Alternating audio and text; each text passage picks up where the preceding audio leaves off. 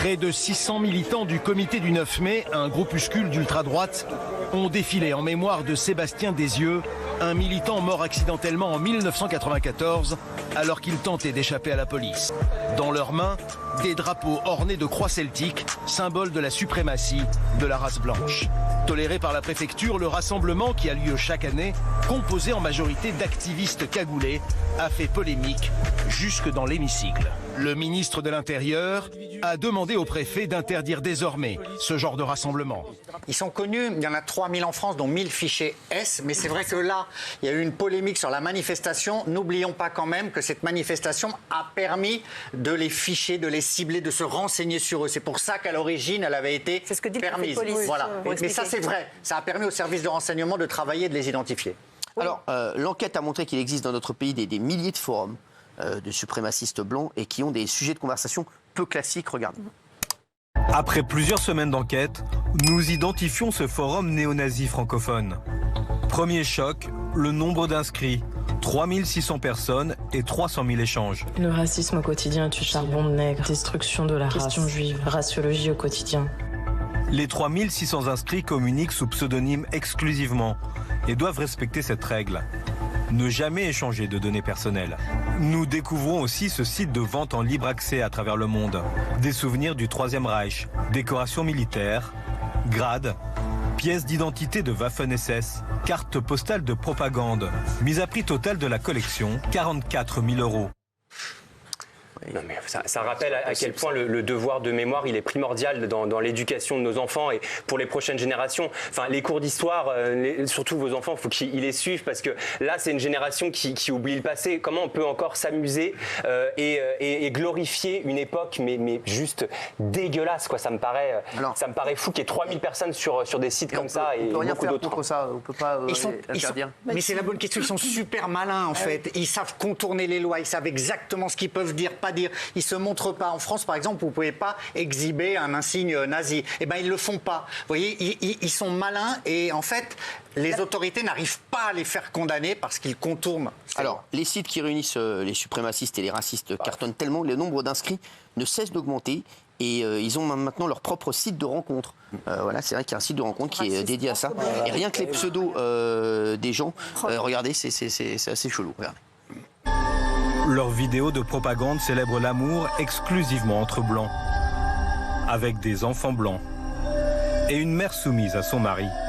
Une vie blanche, un amour blanc. Au moment de notre inscription, le site compte 6221 utilisateurs et profils explicites, arianoïdes, en référence à la race aryenne, avec en signature une croix gammée.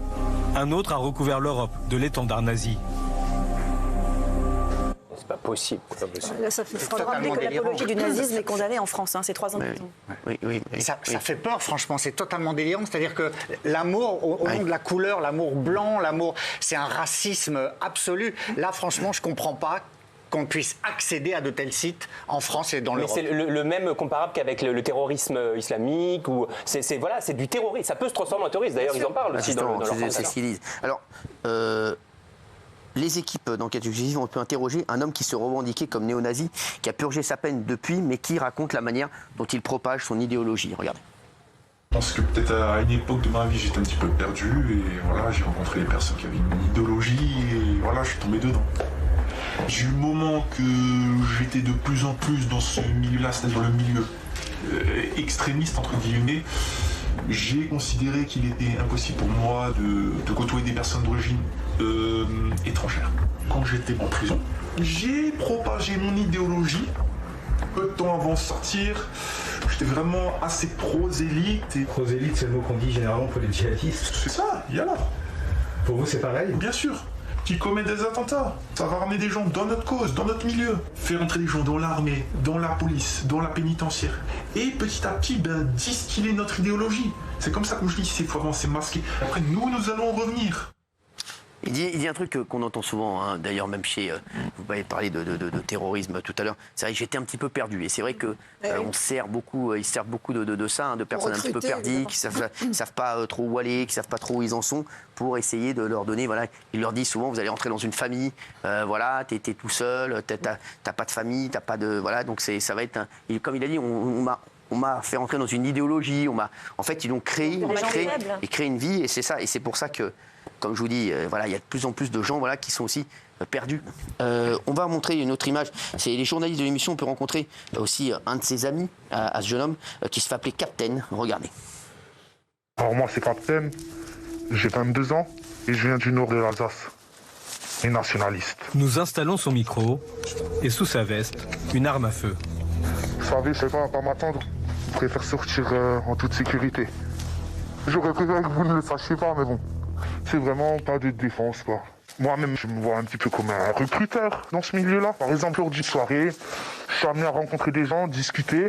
Une chose en emmenant une autre, on a reçu un sujet, on en discute. Je vais leur donner une force de miroir des gens qui partagent la même idée qu'eux, un groupe avec lequel ils vont pouvoir se réunir, tout simplement. C'est ce que vous disiez, la notion de groupe. Hein. Ça, exactement. C'est recrutement. Tu vas trouver une famille, tu vas trouver un groupe, tu vas trouver des gens vers qui te tournent. Alors l'émission s'est également intéressée à une jeune figure de l'extrémisme d'ultra-droite et qui a voulu passer des mots aux actes, qui s'appelle Logan Nizin. Il a seulement 25 ans. Il avait planifié de nombreux attentats terroristes avant d'être interpellé au domicile de sa mère. Regardez. Le leader est l'unique membre du groupe à être maintenu en détention. Il s'appelle Logan Nizin. 25 ans. Il a avoué ses projets d'action terroriste. Pour refaire la France, comme il le dit, Nizin veut passer à l'action. Il tente de se procurer des armes. Sur l'un des sites néo-nazis les plus dangereux et actifs au monde, nous retrouvons ces échanges. Si je peux trouver un tel matériel, le futur de la France sera changé. Pour un AK-47, 1000 €, c'est trop cher. Mais je les prends pour 600 ou 700 €. Quelques heures plus tard, le raid intervient dans l'appartement de sa mère. Nizin a été condamné à 9 ans de prison. Lui et ses complices ont été stoppés dans leur projet terroriste. Alors, ils ont eu Logan Nizin au téléphone, il a été contacté par Enquête Exclusive, il avoue toutes les choses qu'il était prêt à faire pour mettre en pratique son idéologie. Écoutez. C'est bien qu'on ne se structurait pas pour aller jouer à la belote, comme disait le magistrat. Nous, on était prêts à aller et à tuer des gens. Nous, on avait pensé à faire exploser des mosquées, on avait pensé à acquérir des armes par divers moyens pour tuer des personnes, à tirer sur les trafiquants de drogue, on avait pensé à tirer dans des mosquées salafistes.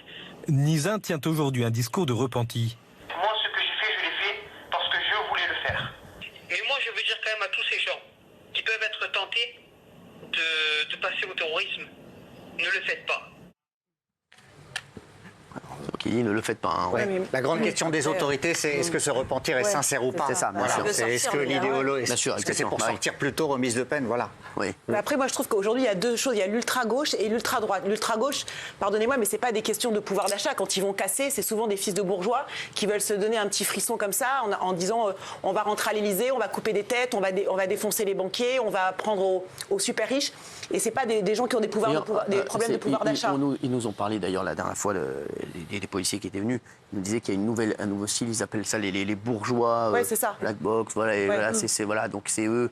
Donc, pour moi, c'est pas des revendications économiques. Et l'ultra-droite, en fait, quand on a vu dans le reportage, c'est aussi, pardonnez-moi, mais c'est juste un racisme absolu, quoi. C'est des gens qui sont juste obsédés par la race blanche, qui veulent juste tuer des Noirs, tuer les Arabes, et tuer les Juifs. Enfin, c'est juste hallucinant. Et pardonnez-moi, mais dans leurs revendications, alors peut-être qu'ils sont perdus pour des raisons économiques, mais moi, je trouve que c'est pas ça. C'est vraiment une sorte de folie racialiste qui les obsède. Tu penses qu'on peut trouver sur Internet des groupuscules d'extrême gauche qui vont avoir des propos aussi violents, dramatiques, parler de tuerie ou quoi que ce soit, parce que tu as fait un parallèle entre l'extrême... Pour moi, c'est tout aussi catastrophique. On peut pas mettre un signe égal, je suis pas d'accord. Moi, je suis pas d'accord non plus, on peut pas mettre un signe égal. Peut-être qu'on sait pas, parce que regarde la preuve, ça c'est le genre de truc que tu vois dans les reportages américains, et en fait tu te rends compte que ça existe en France. Bien sûr. Ça se trouve, il y a des choses qu'on n'est pas au courant, et c'est pour ça que moi je trouve qu'ils ont eu raison justement, parce qu'au début moi j'étais un peu choquée que se autoriser ce truc-là dans Paris, mais au final je me rends compte qu'ils avaient peut-être raison, parce qu'au moins on voit ce truc-là au grand jour, et comme disait Gilles, ils vont peut-être pouvoir combattre ces choses-là. Donc peut-être que ça existe, on ne sait pas. Ouais, mais l'histoire nous apprend quand même que ces groupuscules existent depuis très longtemps. Oui, bien sûr. Et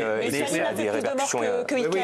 Comment je dis Staline a fait plus de morts que Hitler, et l'ultra-gauche se réclame justement de cette révolution-là. Mais là aujourd'hui, je pense que le vrai danger, il est plutôt de ce côté-là. Moi, je pense que le vrai danger, il est partout. Les extrêmes, il est partout. Il est partout, s'il vous plaît.